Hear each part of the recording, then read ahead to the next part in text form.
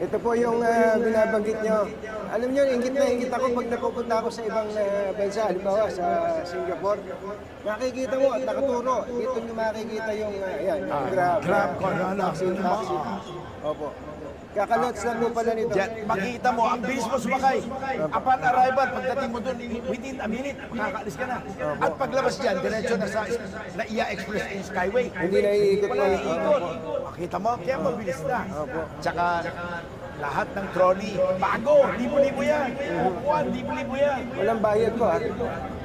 Yung trolley. Wala, libre. Sa LA, may bayad eh. Eh sa Amerika, pag dumating ka sa immigration, nag-aabang ka sa immigration ng LA, Los Angeles o San Francisco. Gano'ng katagal? 1 or 2 hours. Pero walang reklamo Pilipino. Wala, yung mga Pilipino Kasi pag nasa ibang pag nasa ibang bansa, sumusunod sila eh. Eh dito, 15 minutes lang na atraso sa immigration.